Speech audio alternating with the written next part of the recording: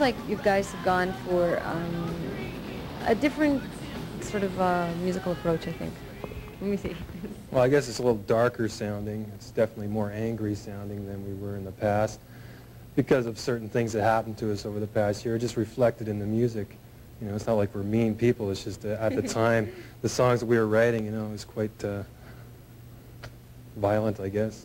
Well, Doing the Nasty seemed to me more like a party record.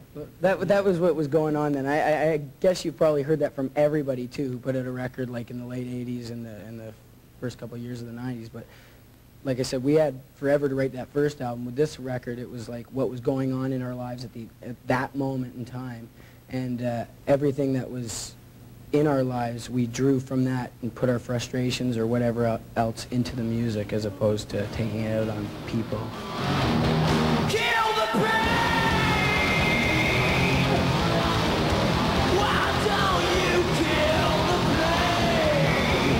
pain? Well, we went through an agonizing period of trying to figure out what to put on the cover and what to call it and all that sort of thing. And it came down to the fact that it really doesn't matter what it's called. It's the music in there, unless it's like a concept album or something like that. So we figure, why not just call what usually most album titles mean, which is nothing. So it's irrelevant what it is.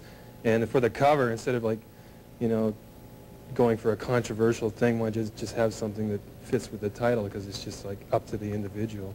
Right. You know. Plus, it saves you guys some money too. Yeah, totally. Yeah. Well, not just that, with the fans as well, with the Inkblot, you can kind of go, well, what do you see on there? And then you can kind of get a psychological profile of what kind of people are listening to your music. So. Uh-oh. I didn't even think about that. What do you see, Theresa? I don't know. I kind of thought it was, I don't know, like an explosion or... It looks like a uterus to me.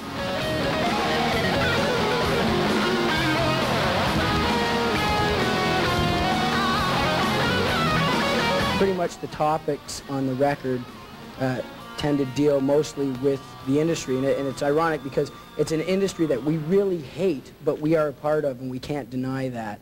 So like here we are, and it's a record that I think topically, if a young up-and-coming musician would listen to, they might grasp a little bit more of what the music business is all about, as opposed to the big party and the limousines. Or the lack of limousines.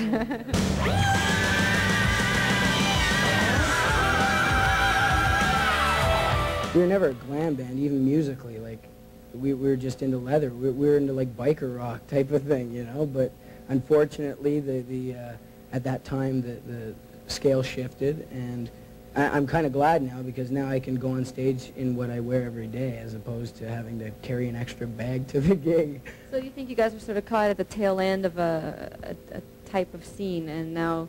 We were caught at the tail end of a scene that really we didn't have too much in common with. It was, again, I'll get back to the music industry thing. They really like putting you in certain categories so they can promote you as those categories. And I don't think we really fit into the category they wanted us to. You know, the music was definitely not that glam sort of rock stuff that they thought we were and tried to promote us as. And now I don't think it's such a problem.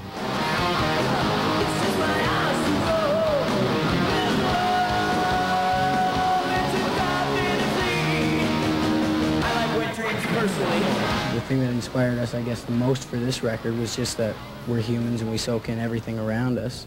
And we wanted to put out like a classic, diverse record, as opposed to following some trend or staying like the exact same as we were. You know, growth. It's part of life.